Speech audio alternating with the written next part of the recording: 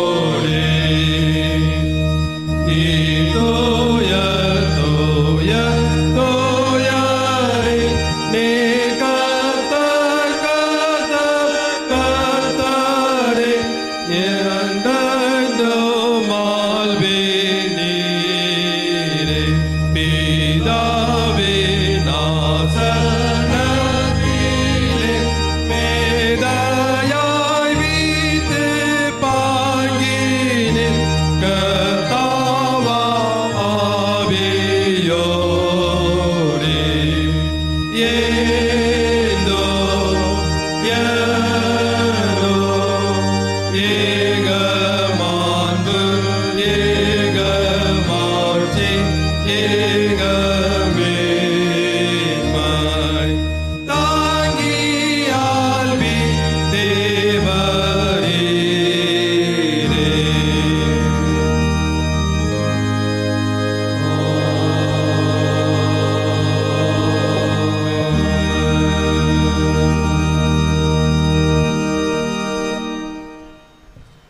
இந்த காலை திருவிருந்து ஆராதனைக்கு வருகை தந்திருக்கின்ற திருச்சபையார் அனைவரையும் மூவரு கடவுளின் திருப்பெயராலே வாழ்த்தி வரவேற்றுக் கொள்கின்றோம்.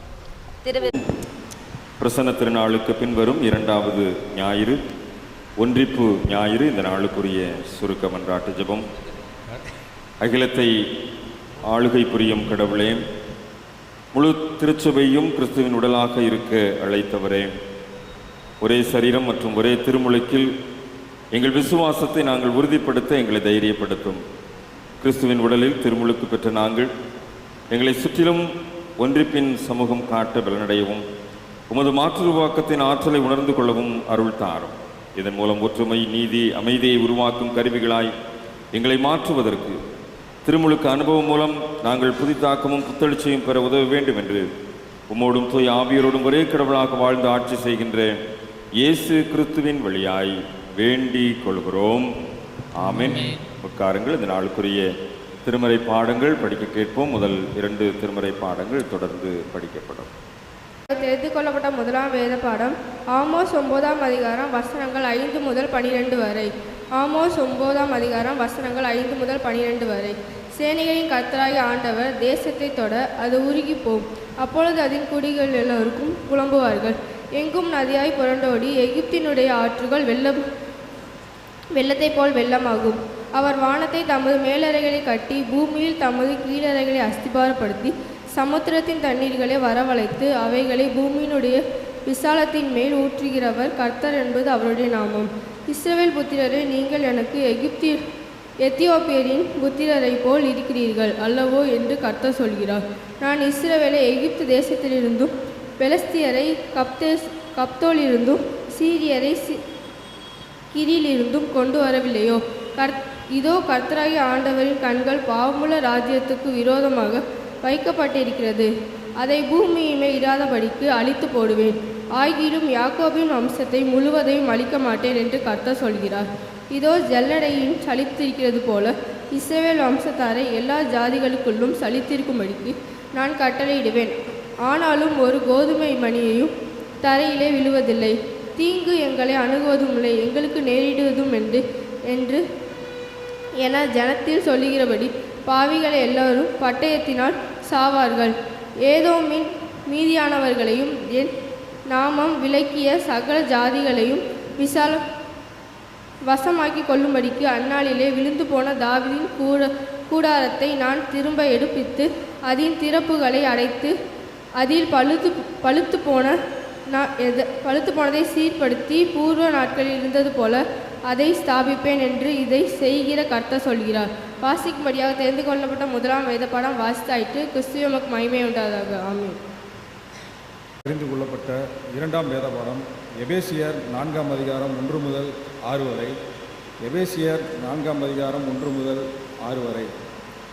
ஆதலால் கர்த்தர் நிமித்தம் கட்டுண்டவனாகிய நான் உங்களுக்கு சொல்லுகிற புத்திமணி என்னவெனில், நீங்கள் அழைக்கப்பட்ட அழைப்புக்கு பாத்திரவான்களாய் நடந்து மிகுந்த மனத்தாழ்மையும் சாந்தமும் நீடிய பொறுமையும் உடையவர்களாய் அன்பினால் ஒருவரை ஒருவர் தாங்கி சமாதான கட்டினால் ஆவியின் ஒருமையை காத்து கொள்வதற்கு ஜாக்கிரதையாயிருங்கள். உங்களுக்கு உண்டான அழைப்பினாலே நீங்கள் ஒரே நம்பிக்கைக்கு அழைக்கப்பட்டது போல ஒரே சரீரமும் ஒரே ஆவியும் உண்டு. ஒரே கர்த்தரும் ஒரே விசுவாசமும் ஒரே ஞானஸ்தானமும் எல்லாருக்கும் ஒரே தேவனும் பிதாவும் உண்டு. அவர் எல்லார் மேலும் எல்லாரோடும் உங்கள் எல்லாருக்குள்ளும் இருக்கிறார். வாசிக்கும்படியாக தெரிந்து கொள்ளப்பட்ட இரண்டாம் வேதபாடம் வாசித்தாயிற்று. தேவனுக்கு மகிமை உண்டாவதாக. புகழ்ச்சி உண்டாக நாம் அனைவரும் எழுந்து நின்று 306வது பாமாலையை பாடுவோம். பாமாலை 306 தூய்மை பெற நாடு கர்த்தர் பாதமே என்று தொடங்கும் பாமாலை. பாமாலையின் நிறைவிலே நற்செய்தி பாடம் படிக்க கேட்போம்.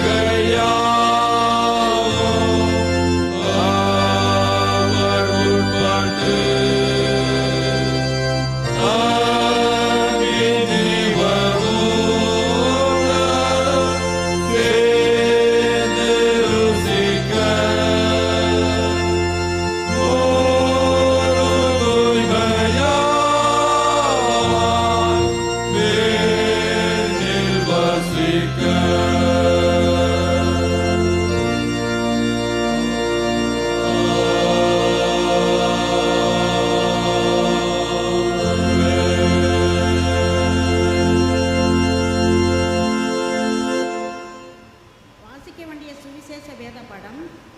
மத்தேயு எழுதின சுவிசேஷம் 16ஆம் அதிகாரம் வசனங்கள் 13 முதல் 20 வரை. மத்தேயு 16:13 முதல்.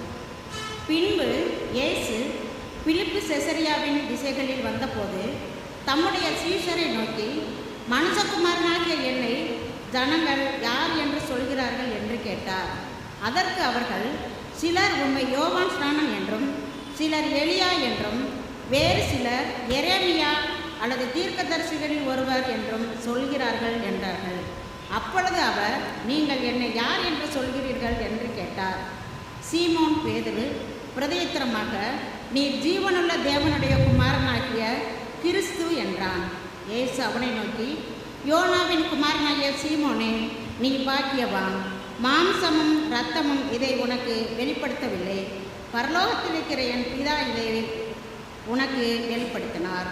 மேலும் நான் உனக்கு சொல்லுகிறேன், நீ பேதுருவாய் இருக்கிறாய். இந்த கல்லின் மேல் என் சபையை கட்டுவேன், பாதாளத்தின் வாசல்கள் அதை மேற்கொள்வதில்லை. பரலோகத்தின் திறவுகோல்களை நான் உனக்கு தருவேன்.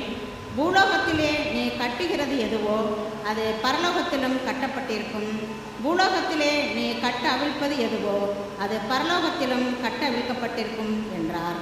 அப்பொழுது தாம் கிறிஸ்துவாகிய இயேசு என்று ஒருவருக்கும் சொல்லாதபடிக்கு தம்முடைய சீஷர்களுக்கு கட்டளையிட்டார் என்பது வாசிக்க வேண்டிய சுவிசேஷ வேத படம் வாசித்து முடிந்தாயிற்று. தேவனே உமக்கு மகிமை உண்டாவதாக.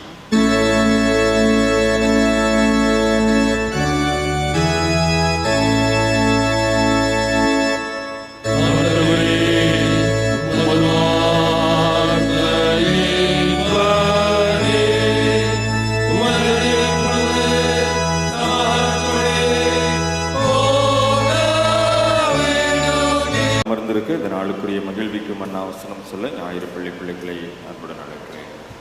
Body and one spirit, just as you were called to the one hope that belongs to your call. Ephesians 4:4. உங்களுக்கு உண்டான அழைப்பினாலே நீங்கள் ஒரே நம்பிக்கைக்கு அழைக்கப்பட்டது போல ஒரே சரீரமும் ஒரே ஆவியும் உண்டு. எபேசியர் 4:4.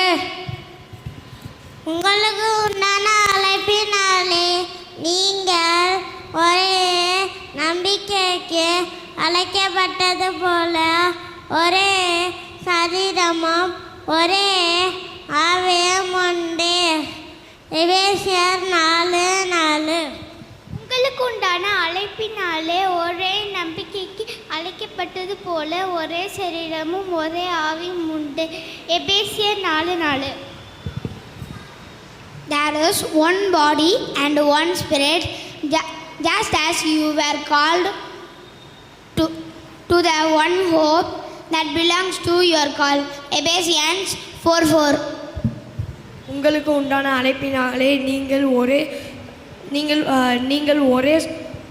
நம்பிக்கைக்கு அழைக்கப்படுவது போல ஒரே சரீரமும் ஒரே ஆவியும் உண்டு. எரேமியா 4:4.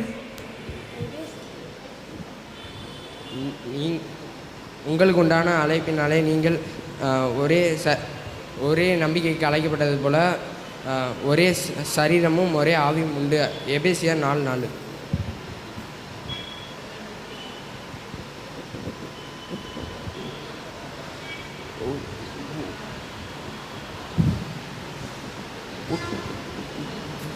உங்களுக்கு உண்டான அழைப்பினாலே நீங்கள் ஒரே நம்பிக்கைக்கு அழைக்கப்பட்டது போல ஒரே சரீரமும் ஒரே ஆவியும் உண்டு. எபேசியர் 4:4. உங்களுக்கு உண்டான அழைப்பினாலே நீங்கள் ஒரே நம்பிக்கைக்கு அழைக்கப்பட்டது போல ஒரே சரீரமும் ஒரே ஆவியும் உண்டு. எபேசியர் 4:4. உங்களுக்கு உண்டான அழைப்பினாலே நீங்கள் ஒரே சரீரமும் ஒரே ஆவியும் உண்டு. எபேசியர் 4:4. உங்களுக்கு உண்டான அழைப்பினாலே நீங்கள் ஒரே நம்பிக்கைக்கு அழைக்கப்பட்டது போல ஒரே சரீரமும் ஒரே ஆவியும் உண்டு. எபேசியர் 4:4. உங்களுக்கு உண்டான அழைப்பினாலே நீங்கள் நம்பிக்கைக்கு அழைக்கப்பட்டது போல ஒரே சரீரமும் ஒரே ஆவியும் உண்டு. எபேசியர் 4:4.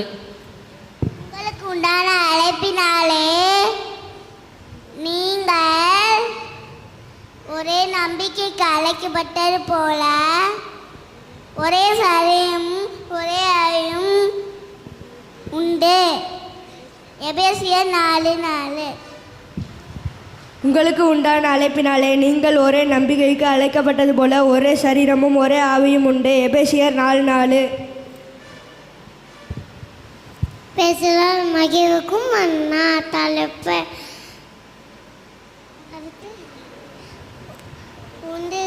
உண்டு பெண் ஞாயிறு ஒரே உடலும் ஒரே திருக்கும் உண்டு பெண் ஞாயிறு உங்களுக்கு உண்டான அழைப்பினாலே நீங்கள் ஒரே நம்பிக்கைக்கு அழைக்கப்பட்டது போல ஒரே சரீரமும் ஒரே ஆவி உண்டு. எபேசியர் 4:4. மகிழ்விக்கும் அண்ணா தலைப்பு ஒன்று பெண் ஞாயிறு ஒரே உடலும் ஒரே திருமுழுக்கும் உங்களுக்கு உண்டான அழைப்பினாலே நீங்கள் ஒரே சரீரமும் ஒரே ஆவியும் உண்டு. எபேசியர் 4:4. மகிழ்விக்கும் அண்ணா ஒரே உடலும் ஒரு திடல் முழுக்கும் உங்களுக்கு உண்டான அழைப்பினாலே நீங்கள் ஒரே நம்பிக்கைக்கு அழைக்கப்பட்டது போல ஒரே சரீரமும் ஒரு ஆவியும் உண்டு. எபேசியர் 4:4. மகிழ்விக்கும் அண்ணா தலைப்பு ஒரே உடலும் ஒரே திருமணக்கும் உங்களுக்கு உண்டான அழைப்பினாலே நீங்கள் ஒரே சரீரமும் ஒரே நம்பிக்கையும் ஒரே அழைக்கப்பட்டது போல ஒரே சரீரமும் ஒரே ஆவியும் உண்டு. எபேசியர் 4:4. மகிழ்விக்கும் அண்ணா ஒரே உடலும் ஒரே திருமுழுக்கும் ஒன்று பெண் ஞாயிறு உங்களுக்கு உண்டான அழைப்பினாலே நீங்கள் ஒரே நம்பிக்கைக்கு அழைக்கப்பட்டது போல ஒரே சரீரமும் ஒரே ஆவியும் உண்டு. எபேசியர் 4:4. ஆமீன். உங்களுக்கு உண்டான அழைப்பினாலே நீங்கள் ஒரே நம்பிக்கைக்கு அழைக்கப்பட்டது போல ஒரே சரீரமும் ஒரே ஆவி உண்டு. எபேசியர் 4:4. உங்களுக்கு உண்டான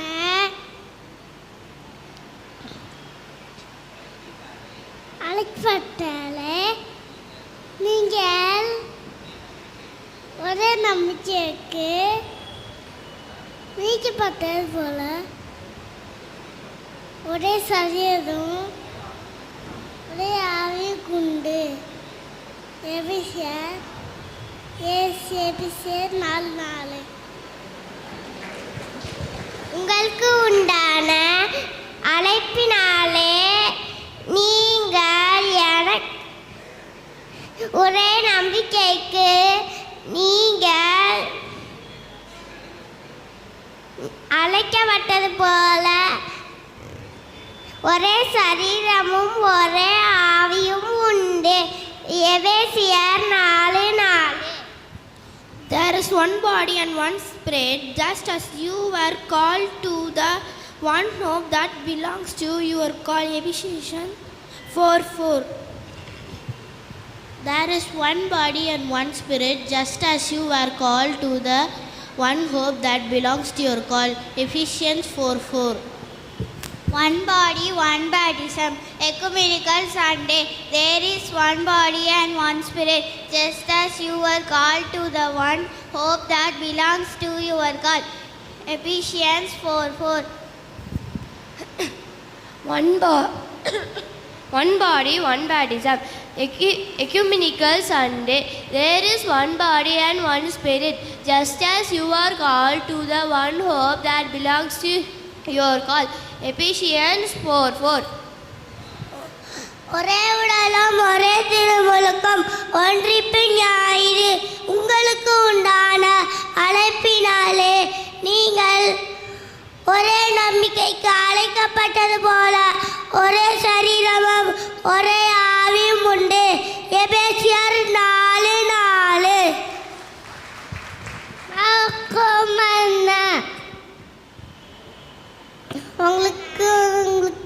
உங்களுக்கு உண்டான ஒரே உடலும் ஒரு திருமுழுக்கும் ஒன்றிப்பே ஞாயிறு உங்களுக்கு அழைப்பினாலே நீங்கள் ஒரே நம்பிக்கைக்கு அழைக்கப்பட்டது போல ஒரு சரீரம் ஒரு ஆவியும் உண்டு. எபிசியர் 4:4.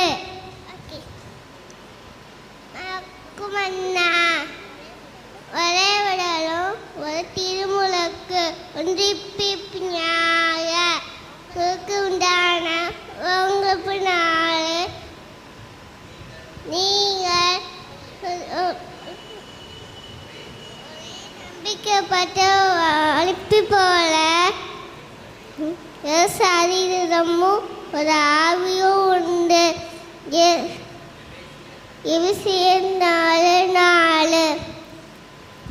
மகிழ்விக்கும் அண்ணா ஒரே உடலும் ஒரே திருமுழுக்கும் ஒன்றிப்பு ஞாயிறு உங்களுக்கு உண்டான அழைப்பினாலே நீங்கள் ஒரே நம்பிக்கைக்கு அழைக்கப்பட்டது போல ஒரே உடலும் ஒரே ஆவியும் உண்டு. எபிசியர் 4:4. There is one body and one spirit, just as you were called to the only hope that belongs to your call. Ephesians 4:4. One body, one baptism. Ecumenical Sunday. There is one body and one spirit, just as you were called to the one hope that belongs to your call.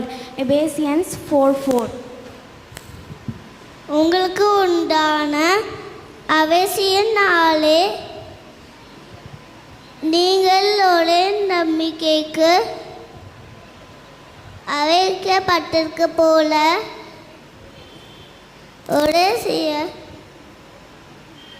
ஒரே ஆவியம் உண்டு. எபேசியர் 4:4. Price லாட்டால் மகிழ்விக்கும் அண்ணா தலைப்பு ஒரே உடலும் ஒரே திருமுழுக்கும் உங்களுக்கு உண்டான அழைப்பினாலே நீங்கள் ஒரே நம்பிக்கைக்கு அழைக்கப்பட்டது போல ஒரே சரீரமும் ஒரே ஆவியும் உண்டு. எபேசியர் 4:4. Thank you, glory to God. There is one body and one spirit, just as you were called to the one hope that belongs to your call. Ephesians 4:4. There is one body and one spirit, just as you were called to the one hope that belongs to your call. Ephesians 4:4. There is one body and one spirit, just as you were called to the one hope that belongs to your call. Ephesians 4:4.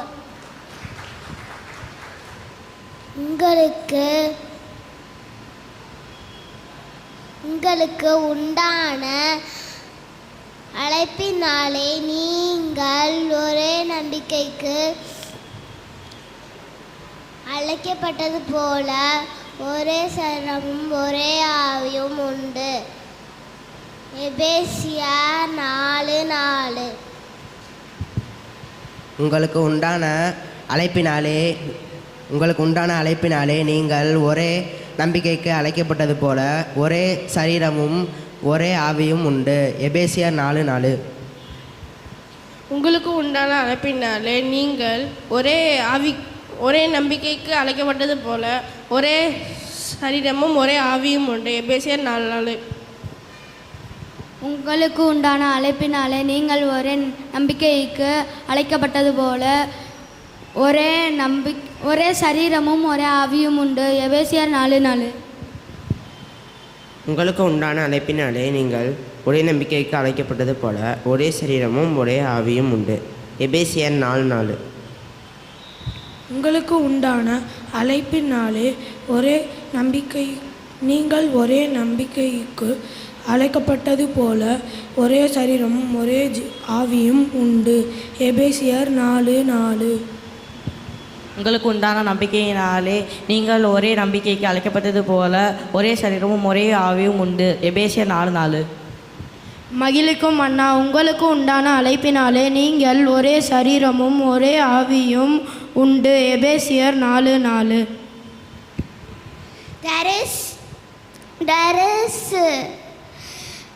There is one body and one spirit, just as you were called to the one hope that belongs to your call. Ephesians 4:4. There is one body and one spirit, just as you were called to the one hope that belongs to your call. Ephesians 4:4. One body, one baptism. There is one body and one spirit, just as you call to the one hope that belongs to your call. Ephesians 4:4. மகிழ்விக்கும் அண்ணா, தலைப்பு ஒரே உடலும் ஒரே திருமுழுக்கும் ஒன்றிப்பின் ஞாயிறு. உங்களுக்கு உண்டான அழைப்பினாலே நீங்கள் ஒரே நம்பிக்கைக்கு அழைக்கப்பட்டது போல ஒரே சரீரமும் ஒரே ஆவியும் உண்டு. எபேசியர் 4:4. One body, one baptism. There is one body and one spirit, just as you were called to the one hope that belongs to your call. Ephesians 4:4. One body, one baptism. There is one body and one spirit, just as you were called to the one hope that belongs to your call. Ephesians 4:4. உங்களுக்கு உண்டான அழைப்பினாலே நீங்கள் ஒரே நம்பிக்கைக்கு அழைக்கப்பட்டது போல ஒரே சரீரமும் ஒரே ஆவியும் உண்டு. எபேசியர் 4:4. உங்களுக்கு உண்டான அழைப்பினாலே நீங்கள் ஒரே நம்பிக்கைக்கு அழைக்கப்பட்டது போல ஒரே சரீரமும் ஒரே ஆவியும் உண்டு. எபேசியர் 4:4. There is one body and one spirit, just as you were called to the one hope that belongs to your call. Ephesians 4:4. என்று சொல்லுவோம். ஒன்றிப்பு ஞாயிறு, ஒரே உடலும் ஒரே திருமுழுக்கும் உங்களுக்கு உண்டான அழைப்பினாலே நீங்கள் ஒரே நம்பிக்கைக்கு அழைக்கப்பட்டது போல ஒரே சரீரமும் ஒரே ஆவியும் உண்டு. எபேசியர் 4:4. ஆண்டவருடைய வார்த்தைக்காக நாம் ஆயத்தப்படுவோம். நம்முடைய இணையாயர் இந்த நாளிலே ஆண்டவருடைய வார்த்தைகளை நம்ம மத்தியிலே பகிர்ந்து கொடுப்பார்கள்.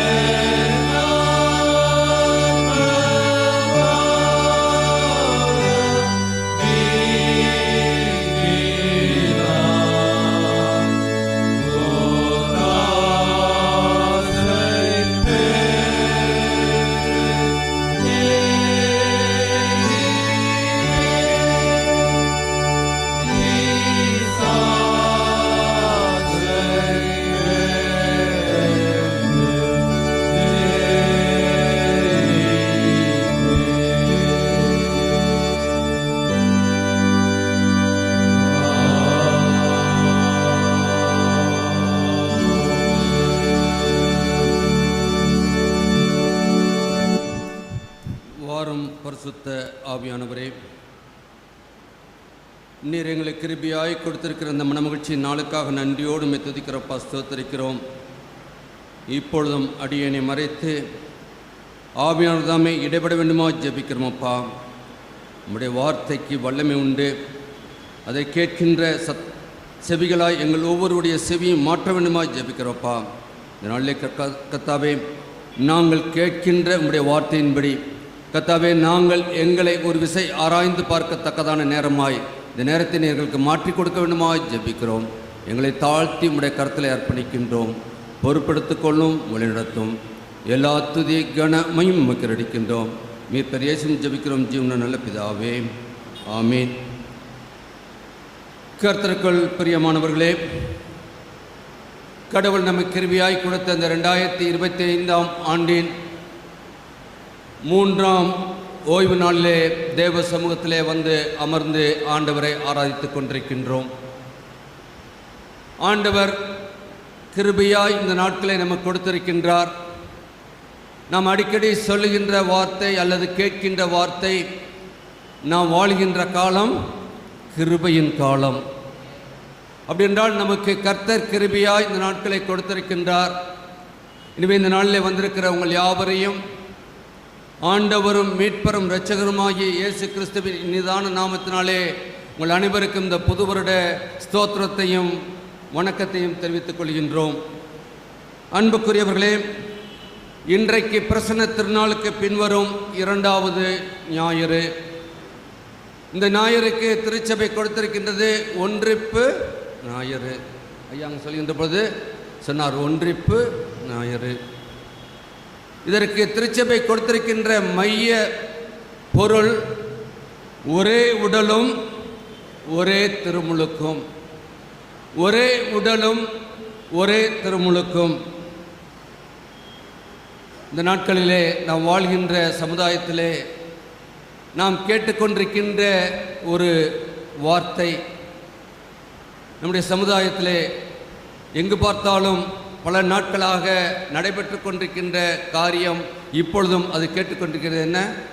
ஒரே சமீப காலமாக ஒரே நாடு ஒரே தேர்தல், ஒரே நாடு ஒரே மதம், அனைவருக்கும் பொது சிவில் சட்டம் என்ற முழக்கம் இந்தியா முழுவதும் எங்கும் நாம் கேட்டுக்கொண்டிருக்கின்ற வார்த்தை. அது சமுதாயத்திலே, நாம் வாழ்கின்ற சமுதாயத்திலே இப்படிப்பட்ட ஒரே ஒரே ஒரே ஒரே ஒரே. ஆனால் இன்றைக்கு தேவ சமூகத்திலே வந்திருக்கிற உங்களையும் என்னையும் திருச்சபை எதற்காக அழைத்திருக்கின்றது? நீங்கள் வெளியிலே கேட்கின்ற அந்த ஒரே அல்ல, நீங்கள் இந்த உலகத்திலே வாழ்கின்ற கிறிஸ்துவின் பிள்ளைகளாக இருப்பீர்கள் சொன்னால் நீங்கள் ஒரே உடலும் ஒரே திருமுழுக்கும் என்ற அந்த விசுவாசத்திலே நீங்கள் கட்டப்பட்டவர்களாய் இருக்க வேண்டும் என்று சொல்லி திருச்சபை நம்மை இந்த நாளிலே அழைத்திருக்கின்றது. அன்புக்குரியவர்களே, நமக்கு நன்கு தெரிந்த ஒன்று, இயேசு கிறிஸ்து திருச்சபைக்கு தலையாயிருக்கிறார். சபை அதனுடைய சரீரமாயிருக்கிறது. சபையின் அங்கமாயிருக்கிற நீங்களும் நானும் அதனுடைய அவயவங்களாயிருக்கிறோம். நாம் கேட்கின்ற காரியம்தான் இன்றைக்கு. ஆனால் அந்த உடலிலே இருக்கின்ற சபை அங்கமாயிருக்கின்ற நீங்கள் நானும் எப்படி நாம் செயல்பட்டு கொண்டிருக்கின்றோம், மற்ற உறுப்புகளை நாம் செயல்பட விடாதபடி நாம் இருப்போம் என்று சொன்னால் அந்த உடல் என்ன உடல்? ஒரே உடல். என்ன சொன்ன? மாற்றுத்திறனாளி.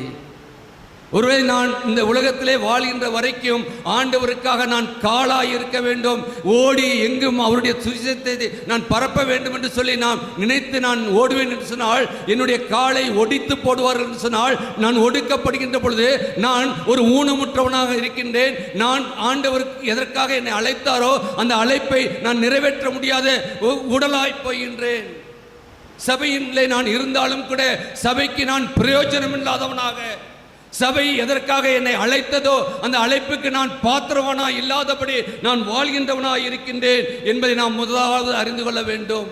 ஒரே உடலாய் இருக்க வேண்டும். இதான் அன்னைக்கு திருச்சபை அழைக்கின்றது. ஒரு உடலாய் இருக்கின்ற பொழுது அதற்குள்ளாக எந்த விதமான பிரிவினையும் இருக்காது. ஒருவேளை கை அடிபட்டால் உடனே கண்ணிலிருந்து என்ன வருது? கண்ணீர் வருகிறது. கால் அடிபட்டால் கண்ணீர் வருகிறது. அல்லது நாம் உழுந்து விட்டால் ஐயோ என்று கத்துகின்ற அந்த சத்தத்தை நாம் கொடுக்கின்றோம், அம்மா என்று கூப்பிடுகின்றோம், கடவுளே என்று அழைக்கின்றோமே. அந்த உணர்ச்சிகளை நம்முடைய உடலிலே தாங்கி இருக்கின்றோம். அப்படின்னா அந்த உடல் நம்முடைய ஆண்டவர் எதிர்பார்க்கின்றது சபையின் உடலாய் இருக்கின்றது, அதிலே அவயங்களாய் இருக்கின்றோம் என்று சொன்னால் எனக்கும் உங்களுக்கும் எந்த வேறுபாடும் இல்லை. இருக்கின்ற நிலையிலே ஆண்டவருக்கு நாம் உடலாய் இருந்து ஆண்டவருடைய நாமத்தை நாம் மகிமைப்படுத்துகின்ற உடலாய் இருக்க அழைக்கப்படுகின்றோம். அன்புக்குரியவர்களே, திருமுழுக்கு, ஒரே திருமுழுக்கு அது சீர்திருத்த திருச்சபைகளிலே ஒரு சாக்கிரமத்தின் ஒன்றாக இருக்கின்றது. அப்படி என்றால் திருமுழுக்கு கிறிஸ்துவோடு இணைந்து வாழ்கின்ற ஒரு அடையாளமாக இருக்கின்றது. நாம் சபையிலே வந்து பிதா குமாரன் பரிசுத்தாவின் நாமத்தினாலே நாம் திருமுழுக்கு எடுத்து விட்டோம் என்று சொன்னால் நாம் சபையின் அங்கமாய் இருக்கின்றோம். அப்படின்னால் நாம் இந்த திருச்சபையின் அடையாளமாய் காட்டப்படுகின்றோம். நீங்கள் நானும் இந்த உலகத்திற்கு அடையாளமாய் இருக்கின்றோம். திருமுழுக்கு எடுத்து விட்டோம் என்று சொன்னால் நாம் எப்படியும் வாழ அழைக்கப்பட்ட மக்கள் அல்ல, இப்படித்தான் வாழ வேண்டும் என்று சொல்லி நமக்குள்ளாக ஒரு வாஞ்சை இருக்க வேண்டும். அப்படின்னா இன்றைக்கு பார்க்கின்ற பொழுது திருமுழுக்கு என்பதின் கிரேக்க சொல் பேப்டிசிமா ஆகும். அதற்கு முழுகுதல், தெளித்தல், கழுவுதல் என பல அர்த்தங்கள் உண்டு. இதை வச்சுதான் இன்னைக்கு என்ன செய்யுது அநேக சபைகள் இந்த ஒரே திருமுழுக்கை வைத்துதான் அநேக சபைகள் நம்முடைய திருச்சபை சீர்திருத்த திருச்சபையில் நடக்கின்றது சரியில்லை, இப்படித்தான் அப்படித்தான். எனவே அதற்குள்ளாக இப்போ நாம் போக வேண்டாம். நாம் எடுத்திருக்கின்ற ஒரே திருமுழுக்கிலே நம் விசுவாசத்தோடு கூட ஆண்டவர் என்னை முழுகியிருக்கின்றார், என்னை கழுவியிருக்கின்றார், என்னை அங்கமாய் அடையாளப்படுத்தியிருக்கின்றார், அவருடைய சபையிலே நான் இருக்கின்றேன் என்ற அந்த விசுவாசத்துக்குள்ளாக இருப்போம். இதனாலே நாம் சற்று நேர தியானத்துக்காக எடுத்துக்கொண்ட வேத பகுதி, ஒருவேளை 3 வேத பகுதியை எடுத்தோம்னா 3/4 மணி நேரம் ஆயிரும். ஆனால் 3/4 மணி நேரம் வேண்டாம், ஒரு பகுதி எடுத்தால் 1/4 மணி நேரத்தில் முடிச்சிடலாம்ல. இன்றைக்கு வேண்டியது அதுதான். ரொம்ப நேரம் எடுக்க வேணாம் ஐயா, 15 நிமிஷம் 20 நிமிஷம் மேக்ஸிமம் எனக்கு கொடுக்குறது 20 நிமிஷத்தில். அநேகருடைய வாஞ்ச முடிக்க மாட்டாரா? முடிக்கன்னு தான் பார்க்குறோம், முடிக்க முடியல. ஏன்னா ஆவியின் அபிஷேகம், ஆவியானவர் கொடுக்கிற வார்த்தையை இப்பொழுது கொடுக்காமல் நான் இறங்கி சென்று விட்டேன்னு சொன்னால் மீண்டும் இந்த இடத்துல நான் வந்து நிற்பனா என்பது எனக்கு தெரியாது, ஜீவனோடு இருப்பதா என்பது எனக்கு தெரியாது. ஆனால் இன்றைக்கு சொல்ல வேண்டிய வார்த்தையை சொல்லிவிட்டு கடந்து செல்ல வேண்டியதுதான் ஊழியக்காரருடைய வேலையாக இருக்கின்றது. அதற்காக தான் அவர் அழைத்தும் இருக்கின்றார். எனவே இன்றைக்கு எடுத்த எபேசியர் எடுத்து வைத்துக் கொள்வோம். எபேசியர் 4ஆம் அதிகாரம் 1 முதல் 6 வசனம்.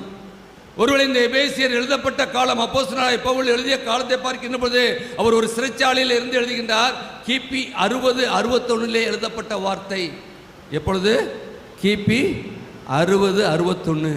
ஆனால் நாம் இருக்கின்றது கிபி 2025. ஆனால் இன்றைக்கும் அந்த வார்த்தை ஜீவனுள்ள வார்த்தையாய் நாம் தியானிக்கும்படியான வார்த்தையாய் ஜீவனுள்ள வார்த்தையாய் இருக்கின்றது. எனவே இதை 2 தலைப்புகளிலே தியானிக்க பரிசுத்த ஆவியானவர் நமக்கு கிருபை செய்வார். ஒன்று தெளிவான அர்ப்பணிப்பு, ஒன்று தெளிவான அர்ப்பணிப்பு, இரண்டாவது தெளிவான நம்பிக்கை. தெளிவான நம்பிக்கை. ஒருவேளை நான் இதை சொல்கின்ற பொழுது அர்ப்பணிப்பு, நம்பிக்கை என்ற 2 வார்த்தை சொல்லிட்டு போயிருக்கலாம். ஆனால் தெளிவான, இன்றைக்கு திருச்சபையில் இருக்கின்ற விசுவாசிகளுக்கு ஒரு தெளிவற்ற நிலை இருந்து கொண்டிருக்கின்றது.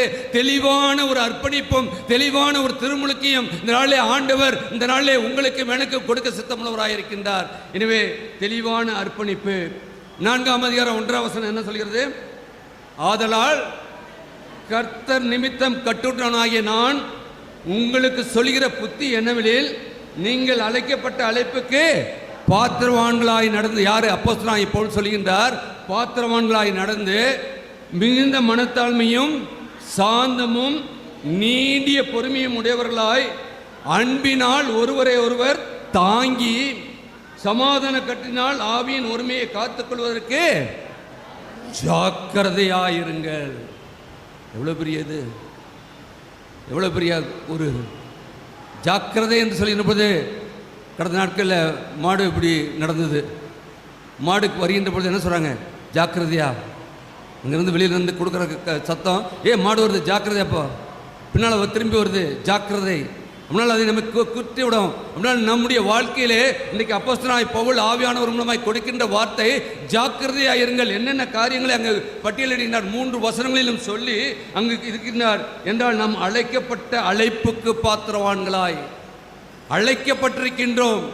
அழைப்பு என்பது ஆண்டவர் நம்மை முன்குறித்தார், அவர் அழைத்திருக்கின்றார்.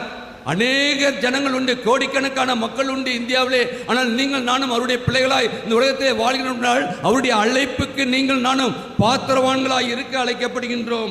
அது மட்டுமல்ல, அங்கு பார்க்கின்ற மிகுந்த மனத்தாழ்மையும் சாந்தமும் நீடிய பொறுமையும் உடையவர்களாய் அன்பிலே ஒருவரை ஒருவர் தாங்கி, அன்பினால் ஒருவரை ஒருவர் தாங்கி, சமாதான கட்டின் ஆவியினால் ஒருவரை காத்துக்கொள்வதற்கு ஜாக்கிரதையாயிருங்கள். இந்த போடப்பட்ட பட்டியலில் நான் எங்கே இருக்கின்றேன், என்னுடைய செயல்பாடு எப்படி இருக்கின்றது, திருச்சபையில் நான் உடலாய் அழைக்கப்பட்டிருக்கின்றேனே, என்னுடைய வாழ்க்கையிலே எப்படிப்பட்ட ஒரு பாத்திரவானாக இருக்கின்றேன். அது மட்டுமல்ல, என்னிடத்தில் மனத்தாழ்மை உண்டா? இன்னைக்கு தாழ்மை உள்ளவர்களுக்கு கர்த்தர் கிருபை அளிக்கிறார். இன்னைக்கு மனத்தாழ்மை இல்லாதபடி மன மேட்டுமையோடு இருக்கின்ற மக்கள் மத்தியிலே வாழ்ந்து கொண்டிருக்கின்றோம். நீடிய பொறுமைங்கிறது இல்லை. அது மட்டுமல்ல, அன்பினால், அன்புங்கிறது வார்த்தையில் தான் கேட்டுக்கிட்டு இருக்கோம். அன்பு அன்பு அன்பு எங்கிருக்கின்றது? அன்பு திருச்சபையில் அன்பு இருக்கின்றதா? உடன் விசுவாசிகள் மத்தியிலே அன்பு இருக்கின்றதா? நாம் இருக்கின்ற குடும்பங்களிலே நாம் அன்போடு இருக்கின்றோமா? அன்பு இல்லாதபடி இன்றைக்கு சத்துருவானவன் கொண்டு வருகிற சகல தந்திரத்திற்கும் நீங்கள் நானும் அடிபணிந்து கொண்டிருக்கின்றோமே. அப்படினால் நீங்கள் நானும் எங்கு அன்புள்ளவராய் இருக்க போகின்றோம்? அன்பை வெளிப்படுத்துவதுதானே கிறிஸ்தவ வாழ்க்கை. அன்பை வெளிப்படுத்தாத ஒரு கிறிஸ்தவன் அல்ல என்பதை நாம் அறிந்து கொள்ள அழைக்கப்படுகின்றோம். சமாதான கட்டினாலே இன்னைக்கு என்ன சத்துருவானவனுக்கு தெரியும், இன்னும் கொஞ்ச காலம்தான் உலகம் அழிய போகின்றது. இவர்கள் எல்லாரும் இன்றைக்கு இருக்கின்ற சூழ்நிலையே பரலோகத்துக்கு எடுத்துக்கொள்ளப்படுவார்கள். ஆனால் இவர்கள் பரலோகத்துக்கு வரக்கூடாது என்று அவன் கங்கணம் கட்டி கொண்டிருக்கின்றான். அவனுக்கு நீங்கள் நானும் கீழ்ப்படுகின்றவர்களாக இருப்போம் என்று சொன்னால் சமாதான கட்டு எங்கிருக்கும்? ஆவியை காத்துக் கொள்ளுங்கள். சமாதான கட்டு நாள் ஆவியை காத்துக் கொள்ளுங்கள். ஏனால் நீங்கள் நான் பெற்றிருக்கின்ற ஆவி வேற எந்த ஆவியும் அல்ல, பரிசுத்த ஆவியானவர் நாம் பெற்றிருக்கின்றோம். ஆவியின் அபிஷேகத்தை பெற்றிருக்கின்றோம். ஆவியானவர் உங்களுக்குள்ளாகவும் எனக்குள்ளாகவும் இருந்து நீ நடப்பது தப்பு, நீ செய்வது தப்பு என்று சொல்லி நமக்கு எச்சரித்துக் கொண்டிருக்கின்றார். ஆனால் நாம் செய்வதெல்லாம் சரி என்று வாழ்ந்து கொண்டிருக்கின்றோம். இதான் வாழ்க்கை. ஒரே உடலாய் இருக்க வேண்டிய நீங்கள் நானும் ஒவ்வொன்று அவயங்களையும் வெட்டி வெட்டி துண்டாக்கி இன்னைக்கு சரீரமாகிய சபை இன்னைக்கு முடமாயிருக்கின்றது, முண்டமாயிருக்கின்றது. நாம் அதற்கு கணக்கு ஒப்புவிக்க வேண்டும். வருகின்றவர் வேறு யாரும் அல்ல, நீதி உள்ள நியாயாதிபதியாக இருக்கின்றார். இவர் வேண்டாம், அவர் வேண்டாம், இவர் வேணும், அவர் வேணும். எங்கே திருச்சபையில் இன்னைக்கு ஏன் இப்படிப்பட்ட நிலை? திருச்சபை ஆண்டவருடைய அடையாளமாக இருக்கின்றது, உடலாய் இருக்கின்றது. இன்னைக்கு உடலை ஊனப்படுத்திக் கொண்டிருக்கின்ற ஒரு மக்களாய் நீங்கள் நானும் வாழ்வோம் என்று சொன்னால் அது ஒரு பரிதபிக்கக்கூடிய ஒரு வாழ்க்கை. 2025 கிருபையாய் கொடுத்திருக்கின்றார். அப்படினால் நீங்கள் நானும் ஒரு விசை ஆராய்ந்து பார்த்து, ஆண்டவரே என்னுடைய அர்ப்பணிப்பு என்பது மனித வாழ்க்கைக்கு தேவையானதுதான் அப்படின்னால் நான் எப்படியாக அர்ப்பணிக்க வேண்டும் என்று சொல்லி அவர் நம்மிடத்தில் எதிர்பார்க்கின்றார். இன்றைக்கு பார்க்கின்ற பொழுது கிட்டன் அஜெண்டா, இதில் மறைமுக திட்டங்கள். நம்ம பார்க்கிற போது பேசுகின்றது ஒன்று, ஆனால் நம்மைக்கு எதிராக போடப்படுகின்ற திட்டங்கள் வேறு. கிட்டன் அஜெண்டா அப்படின்றால் எதுவும் திருச்சபையிலே இருக்கக்கூடாது என்று சொல்லி ஆவியானவர் விரும்புகின்றார். பேசினா மூஞ்சிக்கு நேரம் பேசணும், பின்னால பேசுகிறது ஆண்டவருக்கு அருவருப்பான காரியம், ஆண்டவர் எதிர்பார்க்காத காரியம். ஆண்டவர் இந்த நாளிலே நம்மை அழைத்திருக்கின்றார். நமக்கு நன்கு தெரிந்த ஒன்று, இதான் அப்போஸ்தலனாகிய பவுல் அங்கலாய்த்து சொல்லுகின்றார், அங்கலாய்க்கின்றார். இப்படிப்பட்ட உடலிலே நடைபெறுகின்ற காரியங்களை அறிந்து அவர் அங்கலாய்க்கின்றார். 1 கொரிந்தியர் 1:12-13 வாசிக்கலாம். 1 கொரிந்தியர் 1:12-13. உங்களில் சிலர் நான் பவுலை சேர்ந்தவன் என்றும், நான் அப்போலோவை சேர்ந்தவன் என்றும், நான் கேபாவை சேர்ந்தவன் என்றும், நான் கிறிஸ்துவை சேர்ந்தவன் என்றும் சொல்லுகிறபடியால் நான் இப்படி சொல்லுகின்றேன், கிறிஸ்து பிரிந்திருந்தாரா? ஒரு பெரிய கேள்வி. கிறிஸ்து பிரிந்திருந்தாரா? பவுலா உங்களுக்காக சிலுவையில் அறையப்பட்டான், பவுலின் நாமத்தினாலா ஞானஸ்தானம் பெற்றீர்கள். இன்றைக்கு அல்ல, இன்றைக்கு இருக்க திருச்சபை அல்ல, ஆதி திருச்சபையிலே இப்படிப்பட்ட போட்டிகள் இருந்தது. அப்பொழுது அப்போஸ்தலனாகிய பவுல் சொல்கிறார், உங்களுக்காகவா இந்த பவுல் சிலுவையில் அறையப்பட்டான்? கிறிஸ்து பிரிந்திருந்தாரா?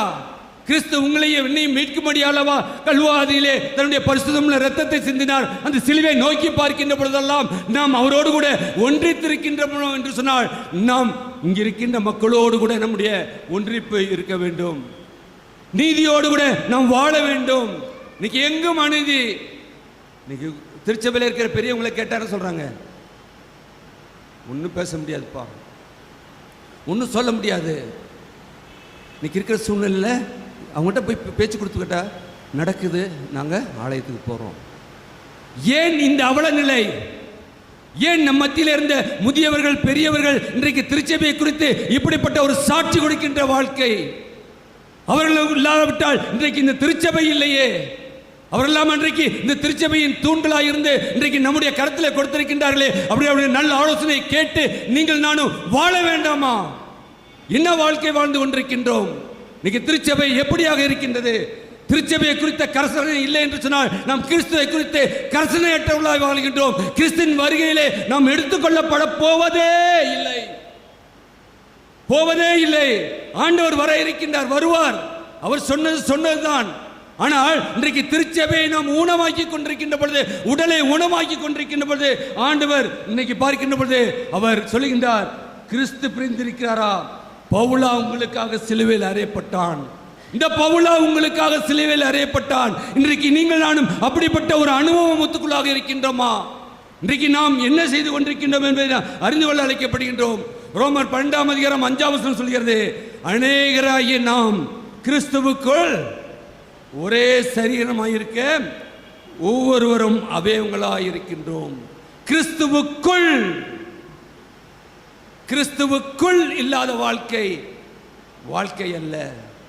நம்முடைய வாழ்க்கை எப்படிப்பட்டதாக இருக்கிறது என்பதை சிந்தித்து பார்க்க அழைக்கப்படுகின்றோம். அதே போல ஒரு கலாத்தியர்கள் எழுதிய பொழுது அங்கு சொல்லுகின்றார் 2ஆம் அதிகாரம் 2ஆம் வசனம், நான் அல்ல கிறிஸ்துவே எனக்குள் பிழைத்திருக்கிறார்.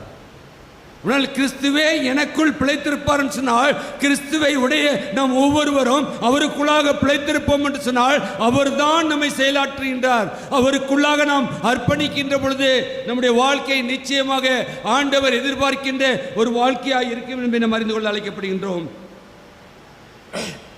கொலோசியர் 3ஆம் அதிகாரம் 15ஆம் வசனத்தை பார்க்கின்ற போது, தேவ வசனம் உங்கள் இருதயங்களில் ஆழக்கடவது, இதற்கென்றே நீங்கள் ஒரே சரீரமாக அழைக்கப்பட்டிருக்கிறீர்கள், நன்றி அறிதல் உள்ளவர்களாய் இருங்கள்.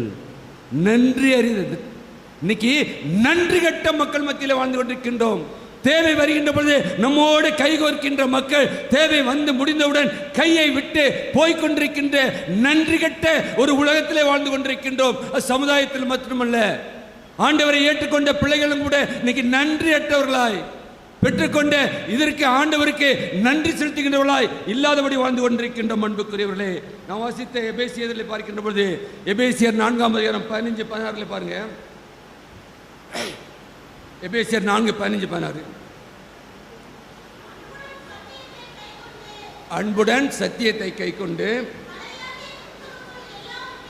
என்னது தலையாய கிறிஸ்துவுக்குள் எல்லாவற்றிலேயும் நாம் வளரும்படியாகவும்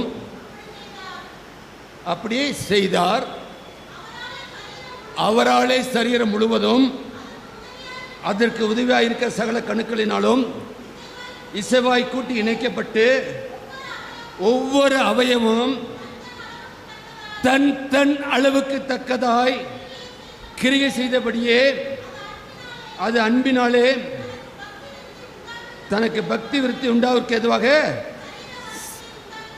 சரீர வளர்ச்சியை உண்டாக்கிறது. பக்தி விருத்தியை உண்டாக்கின்ற சரீர வளர்ச்சியை உண்டாக்கின்றது. அன்புக்குரியவர்களே, அன்றைக்கு நம்முடைய வாழ்க்கையை ஒரு விஷயம் ஆராய்ந்து பார்ப்போம்.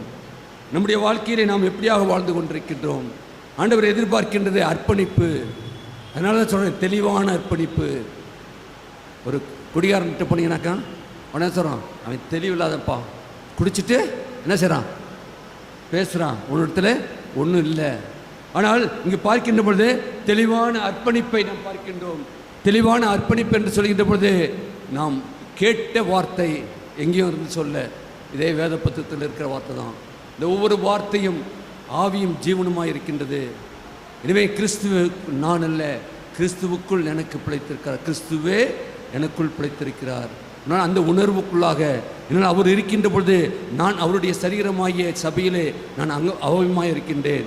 ஆண்டவர் என்னை கொண்டு செய்கின்ற காரியங்களை செய்யத்தக்கதாய் எனக்கு அன்பினாலே அங்கே பக்தி விருத்தி உண்டாக, சரீர வளர்ச்சி உண்டாகும். அப்போ தான் ஒரு வளர்ச்சி. எப்படி இருந்த சபை இன்றைக்கி எப்படி வளர்ந்துருக்கு? இன்றைக்கி இருந்த மக்களுக்கு இன்றைக்கி எத்தனை பேர், எத்தனை ஆத்துமாக்கள் அறுவடை செய்து கொண்டிருக்கின்றோம். நம்முடைய குடும்பங்களிலே ஆத்துமாக்கள் பெருகியிருக்கின்றது. நாம் வெளியிலிருந்து எத்தனை ஆத்துமாக்களை சபைக்குள்ளாக கொண்டு வந்திருக்கின்றோம். உடலாகிய சரீரத்துக்குள்ளாக எத்தனை அவயவங்களை நாம் கொண்டாந்திருக்கின்றோம். இன்றைக்கும் உண்டே வெளியிலே ஆண்டவரை அறியாத மக்கள் உண்டே.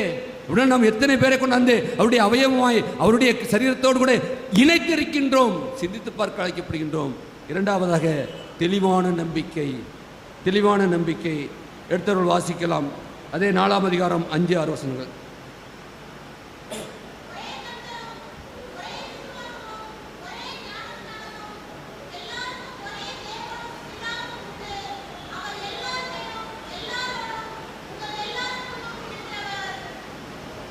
ஒரே கர்த்தரும் ஒரே விசுவாசமும் ஒரே ஞானஸ்தானமும் ஒரே திருமுழுக்கு உண்டு. அப்படின்னால் திருமுழுக்கு கிறிஸ்துவோடு ஒன்றித்து வாழும் அனுபவத்தின் அடையாளமாக இருக்கிறது. எனவே நாம் அது உலகத்திற்கு வெளிப்படுத்துகின்றவர்களாய் இருக்க அழைக்கப்படுகின்றோம். திருமுழுக்கு முனிவர் யோவான் திருமுழுக்கு கொடுக்கின்றார். எருசலேம் நகரத்தார், யூத தேசத்தார் அனைவரும் யோர்தானுக்கு அடுத்த சுற்றுப்புறத்தார் யாவரும் அவரிடத்தில் போய் திருமுழுக்கு பெற்றார்கள். திருமுழுக்கின் பெற்றின் மூலமாய் அவர்களின் கடவுளின் சொந்த பிள்ளைகள் என தங்களை அடையாளப்படுத்தி கொண்டார்கள். இதை அறிந்த ஆண்டவராகிய இயேசு கிறிஸ்துவும் கூட கடவுள் தனக்குள்ளாக ஒன்றிப்பின் அடையாளத்தை வெளிப்படுத்தும்படியாய் இயேசுவும் போய் திருமுழுக்கு பெற்றார் என்று பார்க்கின்றோம். அப்படின்றால் ஆண்டவராகிய இயேசு கிறிஸ்து திருமுழுக்கு பெற்றார் என்று சொன்னால் அவர் கடவுளோடு கூட தனக்குள்ள ஒன்றிப்பின் அடையாளத்தை வெளிப்படுத்தும்படியாய் நடைபெற்ற ஒரு சாக்கிரமத்தை அவர் நிறைவேற்றினார் என்று பார்க்கின்றோம். நன்றைக்கு நீங்கள் நானும் திருமுழுக்கு மூலமாய் திருச்சபையிலே அங்கமாய் சேர்க்கப்பட்டிருக்கின்றோம் என்று சொன்னால் அடையாளமாய், ஒன்றிப்பின் அடையாளமாய், அடையாளமாக வரல, ஒன்றிப்பின் அடையாளமாய் என்றால் அதுதான் நம்பிக்கை. நாம் ஒன்றிப்பு ஞாயிறிலே நாம் சிந்திக்கின்ற வார்த்தை ஒன்றித்திருக்க வேண்டும், ஒருமனப்பாடோடு கூட இருக்க வேண்டும் என்று சொல்லி பார்க்கின்றோம். ஆனால் அதை பெற்றிருக்கின்ற நாம் 1 கொரிந்தியர் 8ஆம் அதிகாரம் 6ஆம் வசனத்தில் சொல்கின்ற பொழுது அங்கு நடைபெறுகின்ற காரியம் 1 கொரிந்தியர் 8:6 பிதாவாகிய ஒரே தேவன் நமக்கு உண்டு, அவராலே சகலமும் உண்டாயிருக்கும், அவருக்கென்று நாமும் உண்டாயிருக்கிறோம். இயேசு கிறிஸ்து என்னும் ஒரே கர்த்தர் நமக்கு உண்டு, அவர் மூலமாய் சகலமும் உண்டாயிருக்கிறது, அவர் மூலமாய் நாமும் உண்டாயிருக்கிறோம். அவர் மூலமாய் நாமும் உண்டாயிருக்கிறோம். முன்னால் திருமுழுக்கின் மூலமாய் ஆண்டவரோடு ஒரு உறவு சார்ந்தது. ஏன்னால் இது உறவு என்று சொல்கின்ற பொழுது இன்னைக்கு உறவுகள் பல விதத்தில் உண்டு. ஒருவேளை நாம் பள்ளியிலே படிக்கின்ற பொழுது பள்ளி நண்பர்களோடு உறவு, கல்லூரி செல்கின்ற பொழுது கல்லூரி நண்பர்களோடு உறவு. ஆனால் இந்த உறவுகளெல்லாம் சற்று காலம் தாழ்ந்த பிற்பாடு விட்டு விடுகின்றது. ஆனால் குடும்ப உறவு என்பது எப்பொழுதும் நிலையானதாய் இருந்திருக்கின்றது. ஆனால் இப்பொழுது குடும்ப உறவு இன்னைக்கு எவ்வளவு சீர்கெட்டிருக்கின்றது என்றால் அங்கு பார்க்கின்ற பொழுது நிலையானது என்பார்கள், அதுவும் நிலையற்றதாய் ஆகிக்கொண்டிருக்கின்றது என்று பார்க்கின்றோம். நான் இன்றைக்கு காலையில் ஒரு செய்தியை பார்த்தேன். நாம் உறவு என்று சொல்கின்ற போது உறவு முதலிலே தேவை என்று தோன்றும், பின்பு தேவையா என்று தோன்றும். உறவு முதலிலே தேவை என்று தோன்றும், பின்பு தேவையா என்று தோன்றும், கடைசியில் தேவையில்லை என்று முடிந்துவிடும் சிலரின் உறவு. நான் வாழ்கின்ற சமுதாயத்தில் இன்றைக்கி நான் காலையிலே பார்த்த ஒரு செய்தி. இன்னைக்கு உறவுகள் அப்படியாக இருக்கின்றது.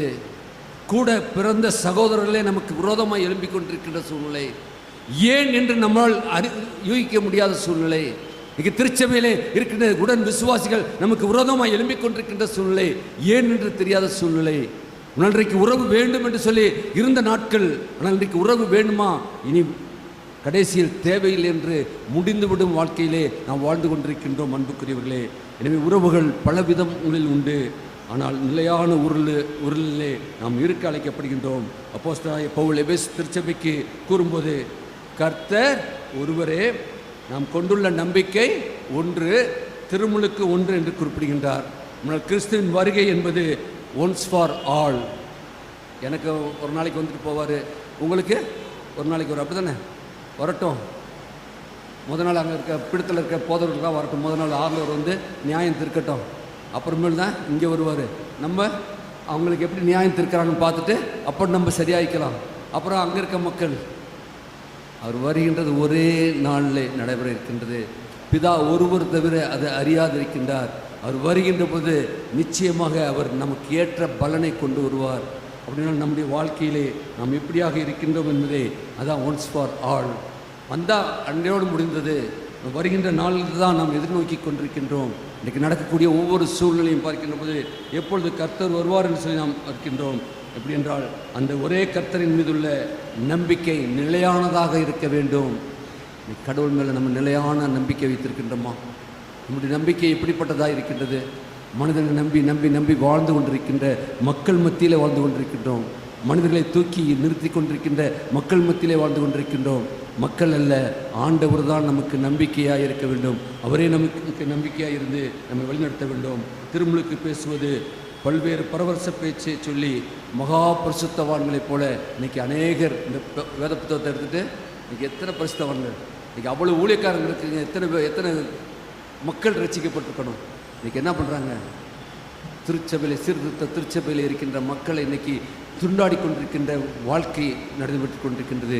நீங்கள் நானும் கொண்டிருக்கின்ற நம்பிக்கையிலே தெளிவான நம்பிக்கையோடு கூட நாம் வாழ அழைக்கப்படுகின்றோம். நாம் ஒரு திருமுழுக்கு பெற்று விட்டோம். திருமுழுக்கு பெற்று திருச்சபையின் அடையாளமாய் ஆக்கப்பட்டு விட்டோம். ஆனால் நமக்கு கொடுக்கப்படுகின்ற எல்லா சாக்கிரமத்தும் இந்த வேதவசனத்தை சொல்லப்படுகின்ற எல்லா காரியங்களும், ஆனால் இதே வேதவசனத்தை வைத்திருக்கிறவர்கள் இன்றைக்கி எத்தனை காரியங்களை செய்து கொண்டிருக்கின்றார்கள். நம்முடைய வாழ்க்கையிலே நாம் பரிசுத்தவான்களைப் போல இன்றைக்கி இருக்கின்ற மக்களை அல்ல, நம்முடைய சுய சிந்தனையிலே நாம் எது நல்லது எது கெட்டது என்பதை நாம் நினைத்து பார்த்து ஆண்டவர் மேல் கொண்டிருக்கின்ற நம்பிக்கையை எந்த சூழலில் விட்டுவிடாதபடி நாம் வாழ அழைக்கப்படுகின்றோம். இன்றைக்கு பார்க்கின்ற போது ஏழை எளிய மக்களை சுரண்டி வாழ்கின்ற மக்கள் உண்டு, சுரண்டி வாழ்கின்ற மக்கள் உண்டு. இன்றைக்கி மதுபானம் அருந்துவதும் இன்றைக்கி அங்கே சொல்லப்படுகின்ற எல்லா கேளிக்கை காரியங்களையும் செய்கின்ற மக்கள் உண்டு. ஆனால் இன்றைக்கு பார்க்கின்ற போது எங்கே போனது தூய்மை, பரிசுத்தம் எங்கே? ஆண்டவரை ஏற்றுக்கொண்ட மக்கள், திருமுழுக்கு பெற்ற மக்கள் இன்னைக்கு மதுபான கடையிலே இருப்பார்கள் சொன்னால் ஆண்டவருக்கு அது சாட்சியான ஒரு வாழ்க்கையா? இன்றைக்கு ஆலயத்துக்கு வந்திருக்கின்றோம், ஆலய வாசலில் நாம் கால் வைத்திருக்கின்றோம். நம்முடைய கால் எங்கு போய் கொண்டிருக்கின்றது? மதுபானத்தை நம்முடைய கரத்தை நாம் ஏங்கி கொண்டிருக்கின்றோமா? இன்றைக்கி நாம் பெருகிருக்கின்ற திருவந்தின் மூலமாய் திரு ரத்தத்தின் மூலமாய் நாம் பரிசுத்தப்பட இருக்கின்றோம். அதை நாம் உட்கொள்கின்ற பொழுது நாம் எங்கு இருக்கின்றோம்? நம்முடைய வாழ்க்கையை ஒரு விஷயம் ஆராய்ந்து பார்க்க அழைக்கப்படுகின்றோம். இன்றைக்கு பார்க்கின்ற போது எங்கு பார்த்தாலும் இன்றைக்கு இப்போ நாட்கள் கொடிய நாட்களுக்குள்ளாக வாழ்ந்து கொண்டிருக்கின்றோம். யாரை நம்புவதென்று இல்லாத சூழ்நிலையை வாழ்ந்து கொண்டிருக்கின்றோம். ஆண்டவர் எதிர்பார்க்கின்றது யாரையும் நம்பாத, என்ன நம்பு, என் மேல் நம்பிக்கையை வைரு. நம்பிக்கையை கர்த்தர் மேல் நாம் வைக்கின்ற பொழுது நமக்கு வரக்கூடிய பாடுகளும் வேதனைகளும் சோதனைகளும் அதிகம்தான். ஆனால் ஆண்டவர் அது எல்லாவற்றிலிருந்தும் நமக்கு விடுதலை கொடுக்கின்றவராக இருக்கின்றார். ஏன்னா நாம் நம்பிக்கின்றவர் அரணானவர், கோட்டையானவர், அவர் நமக்கு அடைக்கலமானவர். எனவே நீங்கள் அதை புரிந்து கொண்டு அந்த உறவு, கர்த்தரோடுக்குள்ள உறவை எப்பொழுது நாம் புதித்து கொள்கிறவர்களாக இருக்க அழைக்கப்படுகின்றோம். யோவான் 1ஆம் அதிகாரம் 35 முதல் 42 வசனங்களை பார்க்கின்ற போது யோவான் 2 சீசர்களை இயேசுவிடத்தில் அனுப்புகின்றார்.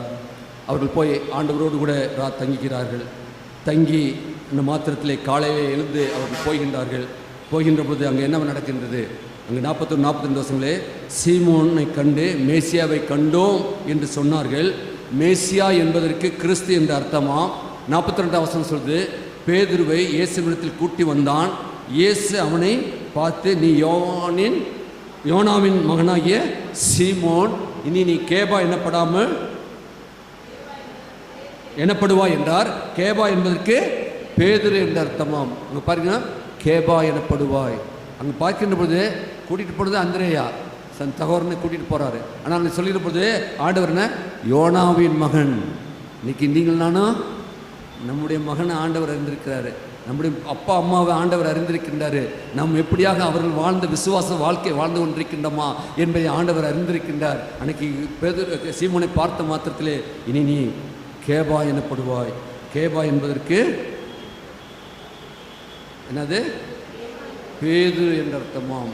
அது அன்றைக்கி நான் வாசித்த நற்செய்தி பகுதியில் பார்க்கணும்ல, நற்செய்தி பகுதியில் 16ஆம் அதிகாரம் வாஸ்தவமே 13-20 வசனங்களை பார்க்கின்ற போது அங்கே பார்க்கின்றோம், யோனாவின் குமாரன் சீமோனே நீ பாக்கியவான், மாமிசம் என்ன பண்ணுறாரு அங்கே மற்றவங்களாம் என்னை பற்றி என்ன சொல்கிறாங்கன்னு கேட்டோன்னே அவன் சொல்கிறான், நீ என்னை யாருன்னு சொல்லிடுன்னு கேட்டார். அது சீமோன் பேர், நீர் ஜீவனுள்ள தேவனுடைய குமாரன், நீ ஜீவனுள்ள தேவனுடைய குமாரன் என்று சொன்னான். சொன்னோடனே அங்கே ஆண்டவர் சார் அங்கே நீ பாக்கியவான், மாமிசமும் இரத்தமும் இதை உனக்கு வெளிப்படுத்தவில்லை, பரலோகத்தில் இருக்கிற என் பிதாவே உனக்கு வெளிப்படுத்தினார். அப்படின்னா பேதுருவிடத்து சொல்றாரு, உனக்கு பரலோகத்திலிருந்து பிதாவே உனக்கு வெளிப்படுத்தினான்னு சொல்லி மட்டுமல்ல, நான் உனக்கு சொல்கிறேன், நீ பேதுருவாய் இருக்கிறாய், இந்த கல்லின் மேல் என் சபையை கட்டுவேன், பாதாளத்தின் வாசல் இதை மேற்கொள்ளவில்லை, பரலோகத்தின் திறவுகோலை நான் உனக்கு தருவேன்.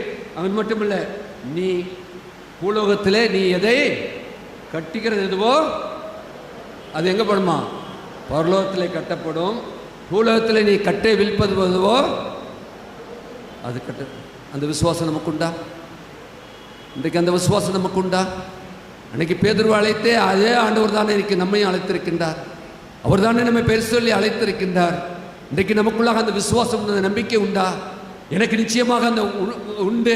ஆண்டவருடைய நாமத்தினாலே எல்லாவற்றையும் ஜெயம் வெல்லுகின்ற அந்த ஜெய வீரனா இந்த உலகத்திலே வாழ்வேன் என்று சொல்லி நமக்கு இருக்கின்றதா என்பதை நம்ம அறிந்து கொள்ள அழைக்கப்படுகின்றோம் அன்புக்குரியவர்களே.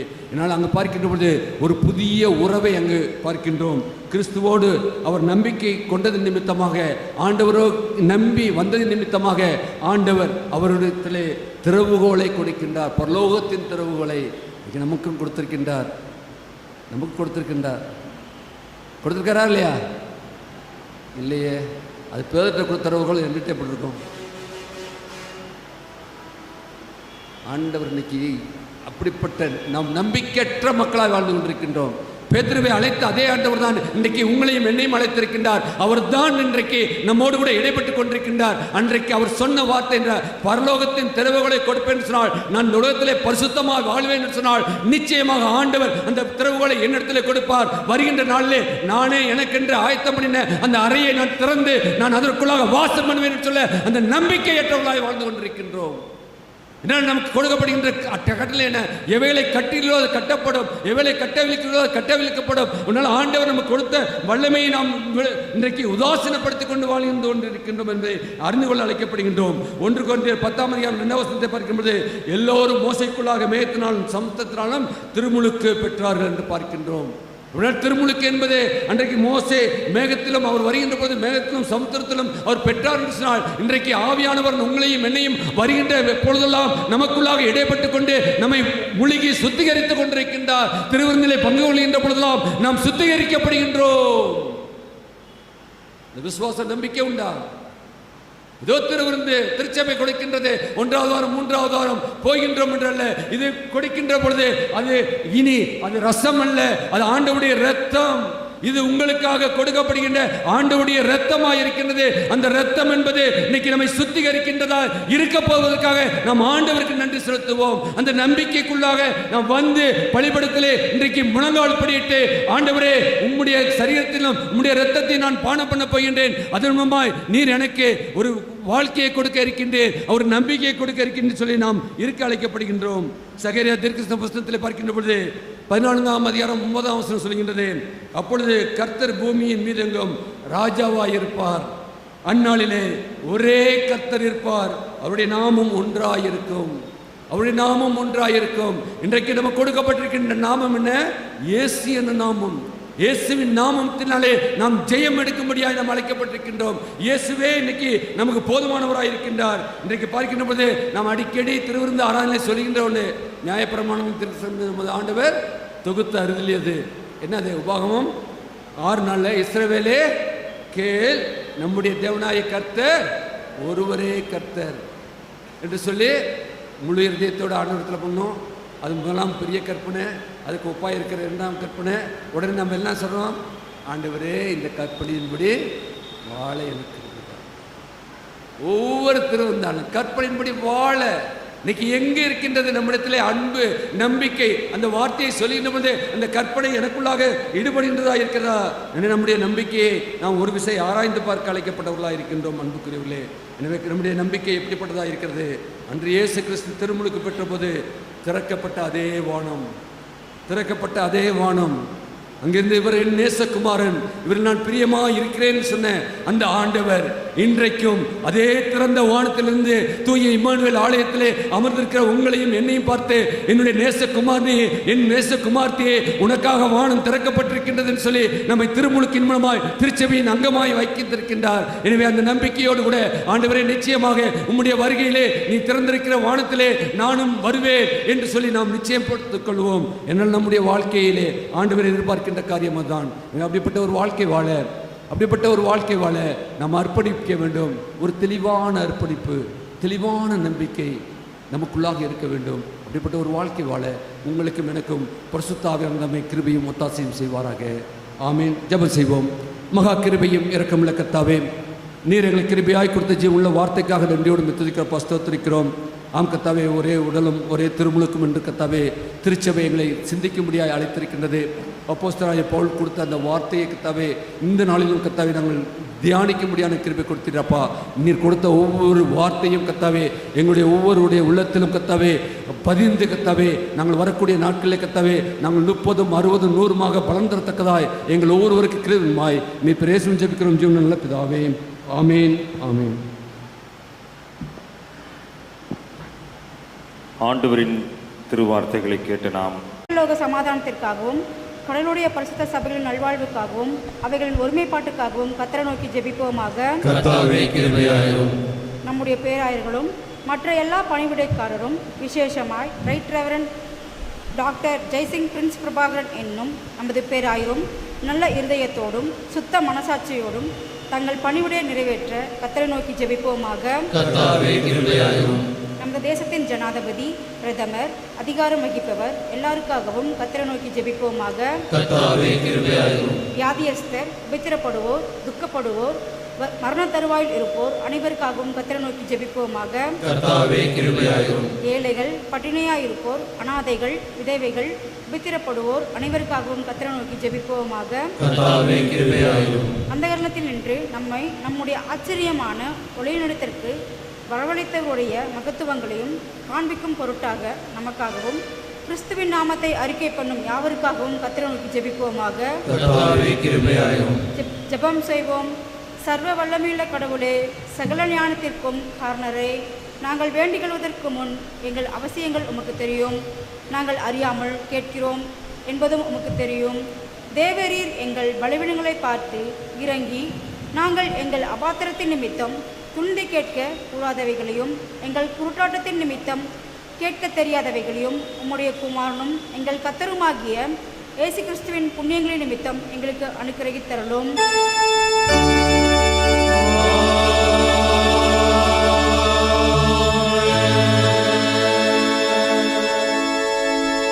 நமது கர்த்தராகிய இயேசு கிறிஸ்துவினுடைய கிருபையும் பிதாவாகிய கடவுளுடைய அன்பும் பரிசுத்த ஆவியானவருடைய ஆசீர்வாதமும் வழிநடத்தலும் இன்றும் என்றும் சதா காலங்களிலும் உங்களோடு நிலைத்திருப்பதாக.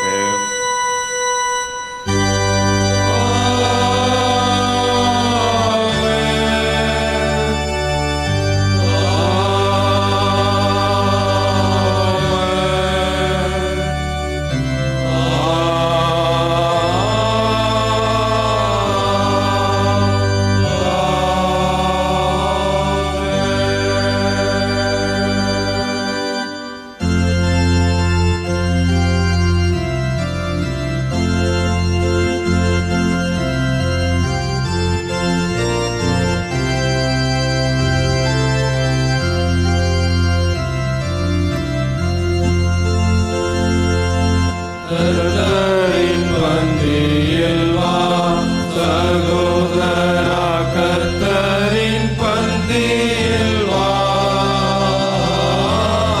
கர்த்தரின் பந்தியில் வா.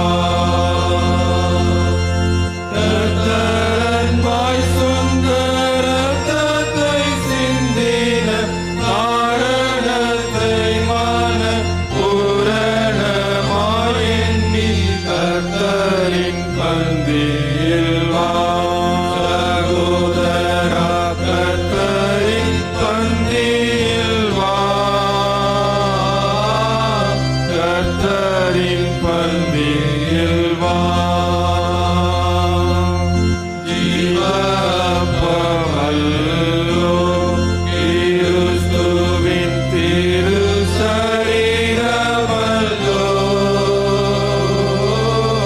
பாவமனம் கல்லோ உலகாய் பகிரப்பட்டதல்லோ.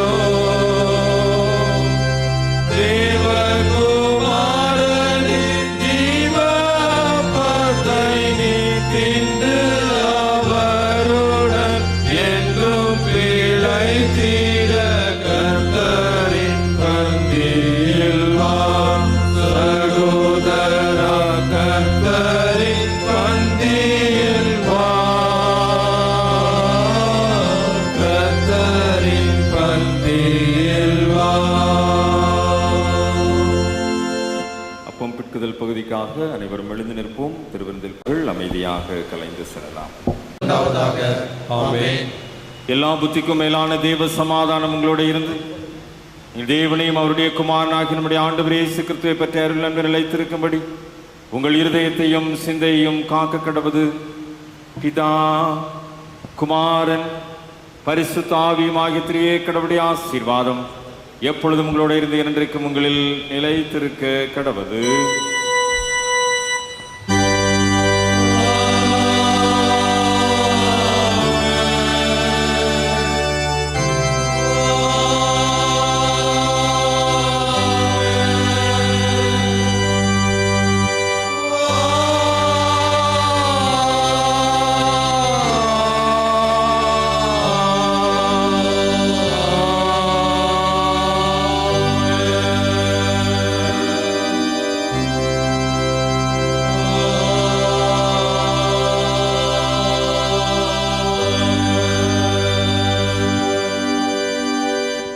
வழிபாட்டு நிறைவு பவனி பாடலாக 377வது கீர்த்தனை அனுக்கிரக வார்த்தையோட இப்போது அடியாரை அன்புமையா இந்த கீர்த்தனையை பாடி நாம் வழிபாட்டை நிறைவு செய்வோம்.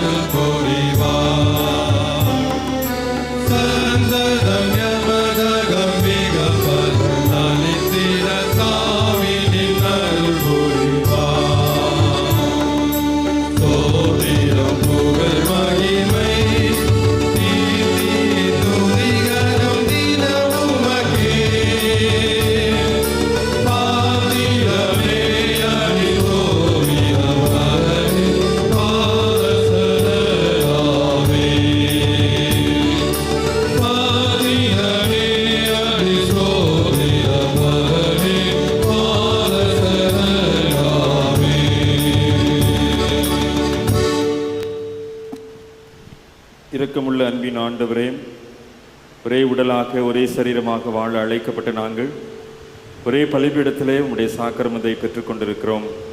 இந்த உணர்வோடு உலகத்திற்குள் புறப்பட்டு செல்ல ஆண்டவர் அருள் தாரும். ஒரே மந்தையாய் ஒரே மேய்ப்பனின் கீழாக ஆண்டவரே உம்முடைய விசுவாசத்தில் வளர்கின்ற பிள்ளைகளாக எங்களை மறு அர்ப்பணம் செய்தவர்களாய் நாங்கள் பெற்றுக்கொண்ட சாக்கிரமத்தின் அடிப்படையிலே புது வாழ்வோடு புது ஜீவனை பெற்றுக்கொண்ட திருச்சபையாக இந்த உலகத்திலே சாட்சியோடு வாழ ஆண்டவர் எங்களை தொடர்ந்து பலப்படுத்தும் வழி நடத்தும்.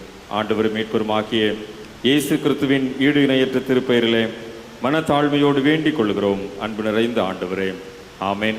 என் ஆத்துமாவே கர்த்தரை ஸ்தோத்திரி, என் முழு உள்ளமே பரிசுத்த நாமத்தை ஸ்தோத்திரி. என் ஆத்துமாவே கர்த்தரை ஸ்தோத்திரி, அவர் செய்த சகல உபகாரங்களையும் மறவாதே. ஆமென். கர்த்தர் உங்களோடு இருப்பாராக. தெய்வ சமாதானத்தோடு சென்று வாருங்கள். கர்த்தருடைய நாமத்தினாலே ஆமென்.